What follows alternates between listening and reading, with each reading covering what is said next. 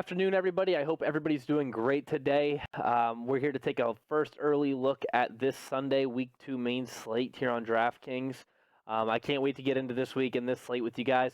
It's going to be a fantastic week. Last week was awesome. I crushed it last week personally. It was just a really good way to start the season off. And honestly, this week I'm on a lot of the same guys. There's a lot of great players and a lot of great spots, but some of these guys that I was on last week were. Granted, Sammy Watkins was that was a lucky one for me there, to say the least. 200 yards and I think he had 3 touchdowns. Just absolutely ridiculous. It was pretty lucky that I had him on my team at that point. But I was on a lot of the right guys, and I think I'm going to do the same thing this week. If you guys have any questions for me, please leave comments down below. Feel free to ask me who you think is going to do better, things like that. I'll be here to answer your questions, and if I can, and if you can, please go ahead and drop a like on the video. I do appreciate that as well. Without further ado, let's go ahead and jump right into this, though. In the QB position, we do have the highest salary QB here in Patrick Mahomes. Well-deserved, obviously. I think he's going to absolutely slaughter Oakland. But I think what's important about this game is I think this is a good game to stack for tournaments. I think that Mahomes is a great tournament play. And I will be talking, by the way, real quick about maybe 1 or 2 cash and 1 or 2 tournament plays for each position in this video, just so we don't keep it going too long. One game stack, though, I love the Kansas City-Oakland stack for tournaments. If you wanted to stack this game, you go ahead and plug in Mahomes. Whatever you do, I'm not taking Josh Jacobs. If you like Josh Jacobs this week, go for it. A lot of people liked Fournette last week. I hated him. I don't like taking running backs that are going to be in games where they are playing Kansas City. Kansas City has a bad run defense, though. Oh, okay. They have a bad run defense. Well, when's the last time a team was down 3 touchdowns and ran the ball? I'm not going to be buying in Josh Jacobs this week. He could have a great week for his price and everything. I understand, but one thing that I would be looking at in terms of a game stack here is Terrell Williams, Travis Kelce, and that's about it. Unless you really want to be kind of a GPP-ish sort of tournament play and stack Darren Waller in there too with a double tight end. I'm okay with taking Darren Waller in your flex this week. He's going to crush his value. I think Waller is one of the best cash game, if not one of the best cash game plays on the very slate. He's one of the best cash tight ends, I should say, or one of the best cash game plays on the slate. I think Waller is going to crush his value. He's way too cheap at $3,300. That price tag came out, Terrell Williams' price tag came out all before the Monday Night Football game last week. Give me these 4, I think, are a solid stack for that game. But going back here to the QB position, if you're not going to stack that game, I don't blame you. A lot of people don't want to pay up for Patrick Mahomes at the big tournament play to take him this week. Like I said, save the $800 and get Lamar Jackson maybe for cash. I could see it. I think he has a good week against Baltimore. Maybe not 37 fantasy points like he did last week, but a good week nonetheless. I think he's a good cash play. I would rather go ahead and save a lot of money, and I would rather come down here and take either Jared Goff in the highest total game on the slate. And if I'm not going to take Goff, though, I'm going to come down even further to somebody I was on last week in Josh Allen. I think Josh Allen against the horrible Giants secondary, I think he's going to expose them. I think him and John Brown are going to link up again for deep balls.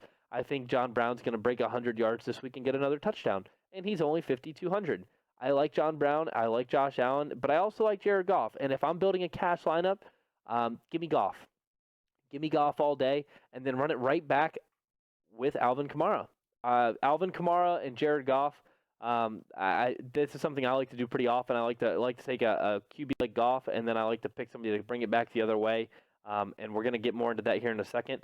But looking at the running back position, though, Kamara is cash at tournaments. I'll play him in everything. I think he's the best play on the slate, especially at the higher price end right here.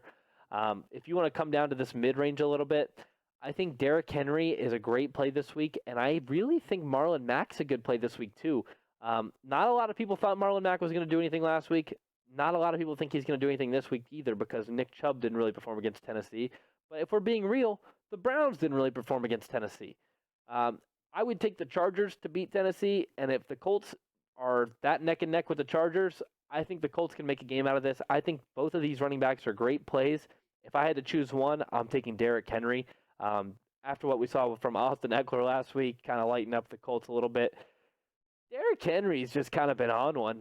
He screwed me out of my season-long fantasy playoffs last year, so I do have a little sour taste in my mouth about Derrick Henry, but I like him this week. I think he's a good play. My favorite dirt cheap running back, save some money, and maybe even break the slate a little bit is Christian Thompson.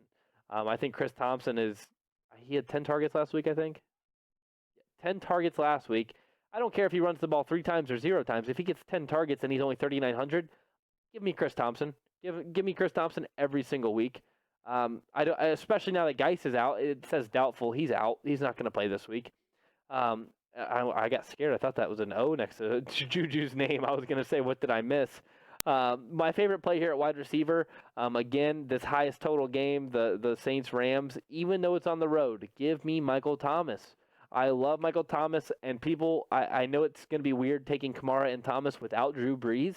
We're going to continue our wide receivers here in a second and kind of, compliment Goff a little bit there, but I don't see Brees having a monster game here. I think Kamara and Thomas can both perform without Brees having this slate-breaking sort of 40-point game we've seen him do a few times. If we come down here, though, Cooper Kupp, I think, is probably going to be pretty cashy. I think he's going to be pretty high owned this week, pretty chalky maybe. I'm okay with taking him still, though, at 6,000. I think Cooper Kupp saves some money there. I think it's a pretty safe play, and I'm okay with taking him in tournaments and cash, I should say. If you really want to kind of be an oddball here, Brandon Cooks and Robert Woods, they could both do very well. I'm okay with taking Kupp and Cooks or Kupp and Woods. I don't know how I feel about Woods and Cooks. That's a little bit kind of, I don't know. There's a difference because Kupp has a higher floor, I think, than Cooks and Woods both do. I'm not a big believer in Robert Woods. If I had to pick between the two, I'll take Robert or Brandon Cooks. But coming down here a little bit more, one of my very favorite plays on the entire slate. Last week, my favorite play on the slate, I've been building lineups for a month before last week started. My favorite play was D.D. Westbrook. The day before the lineups locked, my favorite play was D.D. Westbrook. If you're like me and you played the most owned wide receiver last week in D.D., he did have a pretty lucky touchdown, which gave him 14.2, which was good because if not, it would have been 8.2. But looking at it this week, I want him. He's lined up. If we look over here on Roto, he's lined up against Aaron Colvin, who's one of the worst DBs in the league right now. I'll take him. Dede might not have the best wide receiver rating right now, but I'll take him against Aaron Colvin all day. I don't care who's throwing the ball to him. I think I could throw the ball to Dede Westbrook right now. Lined up on Aaron Colvin, that is. I'm all in on Dede Westbrook again this week. I think he's a fantastic play, and I'm really confident to lock him into my lineup like that. If we come here to the tight end area, though, Darren Waller, it's hard not to take him in tournaments and cash. The prices for the Oakland Raiders and the Kansas City Chiefs, their prices came out before the Monday night game even ended. He would be a 4,000 plus tight end right now. Absolutely, I think he would.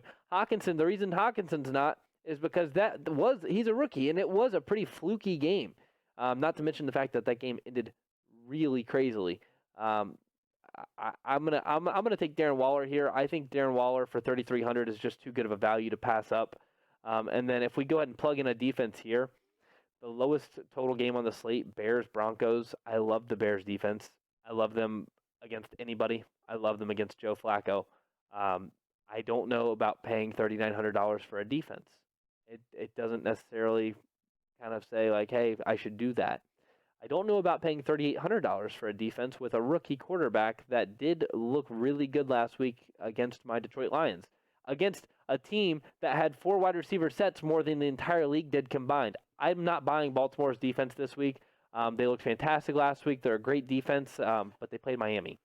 The chalkiest defense, I think, is going to be the Pats D. I think the Pats defense is going to be worth the price this week. I think they're going to hit probably 13, 14 points this week. But I don't like paying up for defenses very often unless it's a guarantee. I think the Bears are a guarantee here, but I don't think they're a guaranteed defensive touchdown against Flacco for some reason. I'm honestly more comfortable taking the Broncos D this week against that Bears offense that looked kind of shoddy because that's going to give us 6,600, and then we can come here to our flex, and we can afford to run it back with Brandon Cooks. We can afford to run it back with a lot of these guys here that I'm a big fan of this week. Not a huge fan of Galladay. Even as a Lions fan, I don't see him having a huge week this week. I'm not a huge fan of Tyler Boyd either. Let's see.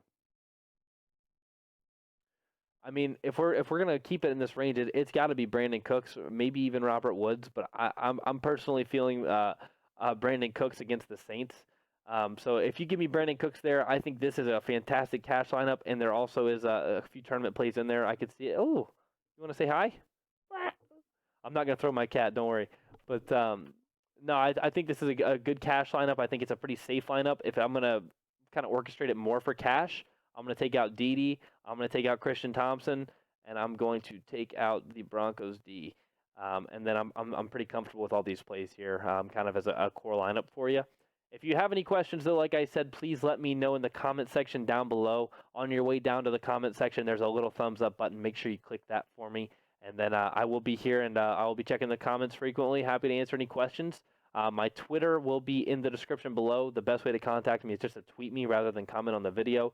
But I'm pretty good about getting back to both of them. So thank you guys for watching, and I will be posting our final thoughts on this Sunday slate Saturday night around 9 or 10 o'clock. Look forward to seeing you guys then.